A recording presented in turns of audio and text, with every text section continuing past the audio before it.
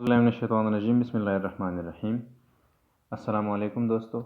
Foreign policy analysis में आज का हमारा टॉपिक है foreign policy making in Pakistan, और इसी टॉपिक में आज के लेक्चर का हमारा जो सब टॉपिक है वो है मिलिट्री। कि आज के लेक्चर में हम डिस्कस करेंगे मिलिट्री कि किस तरह कौन कौन से तरीक़ों से मिलिट्री जो है ये असरअंदाज करती है फॉरेन पॉलिसी डिसीजन मेकिंग को, या मिलिट्री इन्वॉल्व है as an institution, as a dominant institution in foreign policy decision making, और किस तरह वो डायरेक्टली इन्वॉल्व है डिसीजन मेकिंग में पाकिस्तान में। या हम ये भी डिस्कस करेंगे कि किस तरह वो इम्प्लीमेंटेशन में फॉरेन पॉलिसी इम्प्लीमेंटेशन में वो किस तरह इन्वॉल्व हैं, या फॉरेन पॉलिसी से रिलेटेड जितनी भी सिविलियन जो ऑफिसेस है वहाँ पर किस तरह मिलिट्री के लोग या मिलिट्री जो है इन्वॉल्व है इन दैट ऑफिसेस, या वही मुख्तलिफ ओहदों पर मिलिट्री जो है ये फायज है पाकिस्तान में। सबसे पहली बात यह है कि पाकिस्तान में अगर हम देखें तो फॉरेन पॉलिसी और डोमेस्टिक पॉलिसी जो है ये दोनों तकरीबन जो है एक दूसरे को बहुत ज़्यादा असरअंदाज करती है। अगर हम देखें तो डोमेस्टिक पॉलिसीज़ पर भी पाकिस्तान में डोमिनेंसी है मिलिट्री का। मिलिट्री जो है ये डोमिनेंट है डोमेस्टिकली, और इस तरह फॉरेन पॉलिसी पर भी डोमिनेंट है पाकिस्तान में, प्रैक्टिकली डोमिनेंट है मिलिट्री डिसीजन मेकिंग प्रोसेस पर या डिसीजन मेकिंग पर। ये है पाकिस्तान में कि फॉरेन पॉलिसी एक इस तरह चीज़ है जो पाकिस्तान में ज़्यादातर क्रिटिकली कोई डिस्कस भी नहीं कर सकता। पाकिस्तान में मीडिया पर, बुक्स में, आर्टिकल्स में, जहाँ पर भी आप जाए, क्रिटिकली कोई भी फॉरेन पॉलिसी को डिस्कस नहीं कर सकता। और इसका एक वजह ये भी है कि फॉरेन पॉलिसी पर जो डिसीजन मेकर्स है, फॉरेन पॉलिसी डिसीजन मेकर्स है, वो उनमें ज़्यादातर जो लोग हैं वो या मिलिट्री के लोग हैं या मिलिट्री ज़्यादातर इन्वॉल्व है, तो इसी वजह से कोई भी क्रिटिसाइज़ नहीं कर सकता। लेकिन फिर भी constitutionally the role of military is for more than that of a formal constitutional provision. ये तो बात हो गई।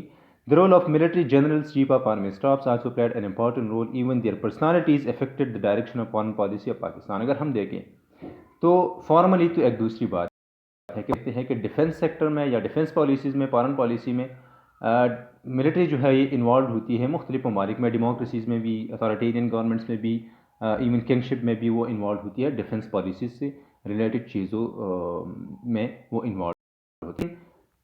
पाकिस्तान में इस तरह है कि वो डिफेंस पॉलिसी से हटकर जो है पॉलिसी में, पॉलिटिकल पॉलिसीज़ में, या ओवरऑल जो फॉरेन पॉलिसी है पाकिस्तान में, वो डोमिनेंट एक पोजीशन पर है मिलिट्री। इवन यहाँ तक कि पाकिस्तान में अगर हम हिस्ट्री को देखें तो मिलिट्री जनरल्स ने, चीफ ऑफ आर्मी स्टाफ्स ने एक पाकिस्तान के फॉरेन पॉलिसी को एक डायरेक्शन दे दिया है, या उनके पर्सनालिटीज़ की वजह से पाकिस्तान की फॉरेन पॉलिसी ने एक डायरेक्शन लिया हुआ है। फॉर एग्जांपल अगर हम देखें तो ज़ियाउल हक के दौर में अगर हम देखें तो पाकिस्तान की फॉरेन पॉलिसी एक बहुत मुख्तलिफ अंदाज में टर्न हो गई थी। तो इसकी सबसे वजह ये थी कि एक तो ये था कि डोमेस्टिकली इस्लामाइजेशन का जो प्रोसेस था वो शुरू था। दूसरी बात यह है कि मिलिट्री का या ज़ियाउल हक का अपना जो किरदार था, अपना उनके पर्सनालिटी का जो असरात थे, के असरात जो थे वो फॉरेन पॉलिसी पर भी थे और डोमेस्टिक पॉलिसीज़ पर भी। तो पाकिस्तान में ये है कि इवन इस हद तक के मिलिट्री जनरल्स जो आते हैं उनकी पर्सनालिटी का, जो हम फॉरेन पॉलिसी में हम पर्सनालिटीज़ के जो पर्सनालिटी ट्रेट्स जो है उनकी बात करते हैं कि डिसीजन मेकर्स जो है उनकी पर्सनालिटी असरअंदाज होती है डिसीजन मेकिंग पर। इसी तरह या ख़ुसूसन जो चीफ एग्जीक्यूटिव होता है उनके बारे में हम ज़्यादातर जो लिटरेचर है फॉरेन पॉलिसी में एनालिसिस में, वो एग्जीक्यूटिव बॉडी पर है। लेकिन पाकिस्तान में वही एग्जीक्यूटिव बॉडी जो है ज़्यादातर इन्फ्लुएंशियल बंदा जो होता है पाकिस्तान में वो चीफ ऑफ आर्मी स्टाफ होता है या आर्मी चीफ होता है। While this dominance is the direct outcome of highly सिक्योरिटाइज्ड environment. दूसरी बात यह है कि ये सिर्फ ये नहीं है, काजेज़ बहुत ज़्यादा है। हम डोमेस्टिक भी कहते हैं कि डोमेस्टिक पॉलिसीज़ पर उनकी डोमिनेंसी की बहुत ज़्यादा काजेज़ हैं, लेकिन इसी तरह फॉरेन पॉलिसीज़ पर ये जो डोमिनेंसी है मिलिट्री का, इनकी भी मुख्तलिफ काजेज़ है। और एक ये भी है कि पाकिस्तान एक सिक्योरिटाइज स्टेट है फ्रॉम द वेरी बिगिनिंग। सबसे पहले अगर हम देखें तो पाकिस्तान 1947 वहाँ से آج تک جو ہے پاکستان کی فارن پالیسی جو ہے زیادہ تر زور جو ہے زیادہ تر فوکس جو ہے یہ ڈیفنس پالیسیز کو دیا گیا ہے. یہ پاکستان کو ایک سیکیورٹائز اسٹیٹ جو ہے یہ بنایا گیا ہے. 1947 سے پھر 1979 کے بعد افغان وار اور بعد میں 9/11 کے بعد جو ٹیررزم کا جو چیز جو ہے جو شروع ہوا ہے اس کی وجہ سے پاکستان جو ہے ایک سیکیورٹائز اسٹیٹ ہے. ہمیشہ پاکستان کو ایسا ہے جو بھی ہو پرسیوڈ ہو یا ریئلٹی میں ہو پاکستان خطرے میں ہوتا ہے اور ملٹری جو ہے یہ ایک ڈومیننٹ پوزیشن پر ہوتی ہے فارن پالیسی اور ڈومیسٹک پالیسیز میں بھی. There is always an influence on the decision making of individuals on strongmen, most importantly for powerful military. یہ بات تو ہو گئی. The military, its branches and intelligence agencies played an important role in foreign policy decision making. مختلف branches جو for example naval force ہے air force ہے خصوصاً military ان تینوں میں پھر پاورفل جو ہے ملٹری ہے آرمی ہے. تینوں برانچز ملٹری کے جو ہے یہ انوالوڈ ہوتے ہیں فارن پالیسی. خصوصاً آرمی جو ہے یہ انوالوڈ ہوتی ہے فارن پالیسی ڈیسیجن میکنگ میں پاکستان میں. Chief of army staff is more powerful but he need support of corps commander conference for foreign policy direction and changes. یہ ہے کہ اسٹرکچر اس طرح ہے پاکستان میں آرمی کا یا ملٹری کا کہ جو بھی چیف آتا ہے وہ اپنے ساتھ جو ہے اپنے لوگ جو ہے ان کو اپنے ساتھ لیتے جو ہے وہ چلتے ہیں. تو ملٹری چیف جو ہے اگر وہ بالکل پاورفل ہے تو وہ بھی پوچھتی ہے کور کمانڈر کمیٹی سے کور کمانڈر کانفرنس سے فارن پالیسی کے بارے میں یا ڈائریکشن لیتے ہیں کور کمانڈر کانفرنس سے. دوسری بات ہے کہ یہ تو ایک جنرل چیز ہے کہ ملٹری جو ہے یہ ڈومیننٹ پوزیشن پر ہے پاکستان میں فارن پالیسی سے یا فارن پالیسی ڈیسیجن میکنگ میں. ایمبیسڈرشپ ایک اس طرح چیز ہے. اگر ہم دیکھیں تو ہم کہتے ہیں کہ کچھ انسٹیٹیوشنز جو ہیں یہ انوالو ہوتے ہیں فارن پالیسی امپلیمنٹیشن. یہاں پر اگر ہم دیکھیں تو پاکستان میں آج بھی اسی گورنمنٹ میں بھی بہت زیادہ لوگ جو تھے ملٹری کے ریٹائرڈ جنرلز یا جنرلز جو ہے یہ پوسٹڈ ہیں ایز این ایمبیسڈرز کے طور پر یہ پوسٹڈ ہیں ممالک میں. تو یہ ہے کہ ایمبیسڈرشپ جو ہے یہ بھی ایک امپورٹنٹ چیز ہے فارن پالیسی امپلیمنٹیشن میں.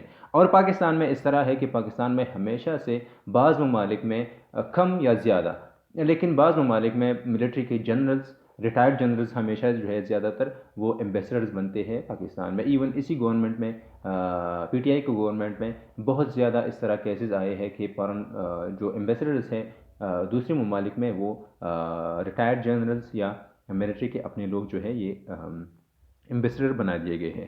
The ambassadorship is also an important aspect to be studied. The military has adopted the mechanism of and practices of defense diplomacy.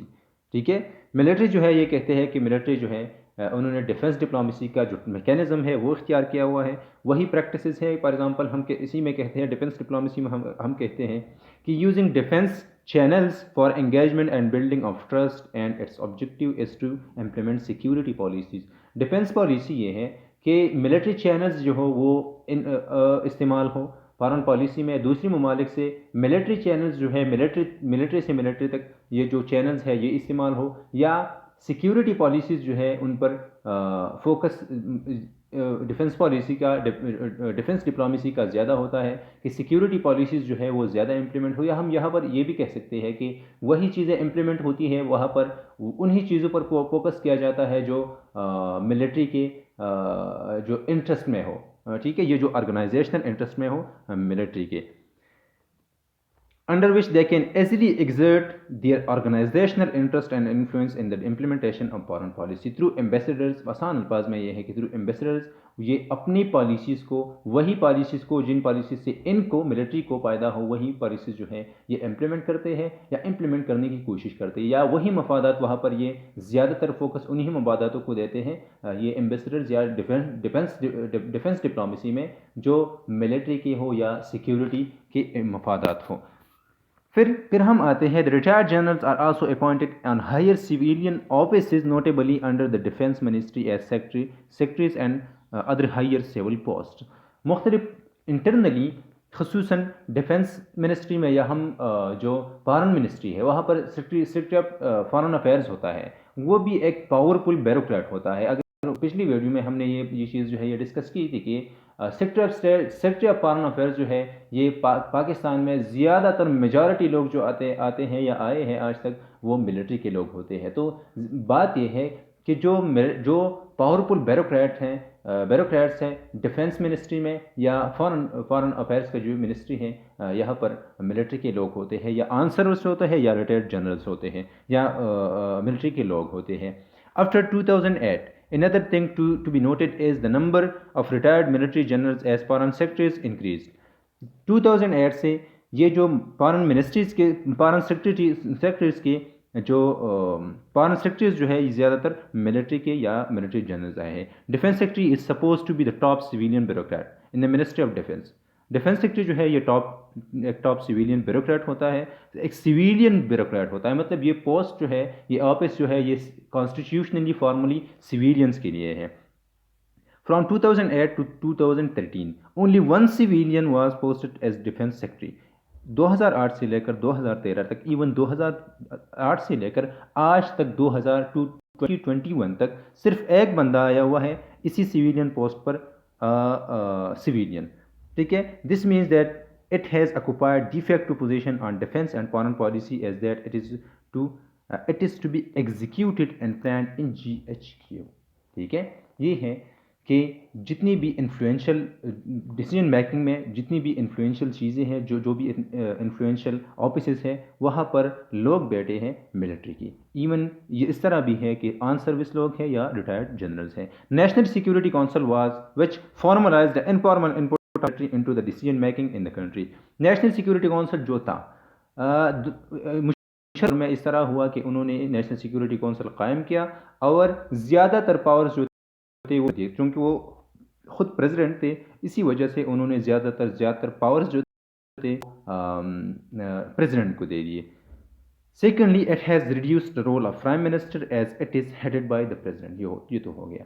پھر نیشنل سیکورٹی کونسل جو ہے یہ پاکستان میں PPP کے دور میں یہ ختم ہو گیا, مطلب ختم کیا گیا ہے. تقریباً 2017 تک 2018 تک اس کے یہ نہیں تھا. میرے خیال سے آج PTI کی گورنمنٹ میں یہ چیز جو ہے یہ دوبارہ لایا گیا ہے اور جن میں تینوں جو فورسز ہیں ان کے چیفز ہوتے ہیں, کمانڈرز ہوتے ہیں اور فارن منسٹری کے جو فارن منسٹر ہوتا ہے پاکستان میں اور پرائم منسٹر جو ہے وہ بھی ہوتے ہیں اس نیشنل سیکورٹی کونسل میں. لیکن وہاں یہاں پر بھی ڈومیننس ہے ملٹری کا. اچھا, اگر ہم دیکھیں اسی ٹاپک کو ہم نے ڈسکس کیا ملٹری کے رول کو فارن پالیسی میں کس طرح ہے کانسٹیٹیوشنلی جو صرف ڈیفنس تک لمیٹڈ ہے اور پریکٹیکلی پاکستان میں مختلف فارن پالیسی ڈیسیجن میکنگ میں جو آفیسز ہیں وہاں پر بھی یہ ملٹری کے لوگ ہیں یا جو ڈیسیجن میکرز ہے یہ بھی خود جو ہے یہ ہے ملٹری کے لوگ ہیں. یا فارن پالیسی امپلیمنٹیشن کی اگر ہم بات کرتے ہیں تو ایک تو یہ ہے کہ یہ اپنے جو لوگ ہیں وہ ایز ایمبیسڈرز جو ہے دوسرے ممالک میں بھیجتے ہیں چونکہ یہ ایک سویلین آفس ہے. یا سیکرٹریز جو ہوتے ہیں ڈیفنس منسٹری کے انڈر یا منسٹری آف فارن افیئرس کے انڈر, یہ جو سیکرٹریز ہوتے ہیں یہ بھی زیادہ تر جو ٹاپ بیوروکریٹس ہے یہ بھی زیادہ تر جو ہے ملٹری کے لوگ ہوتے ہیں. تو یہ صاف نظر آ رہا ہے پاکستان میں فارن پالیسی پر ڈومیننسی ہے ملٹری کا. Thank you.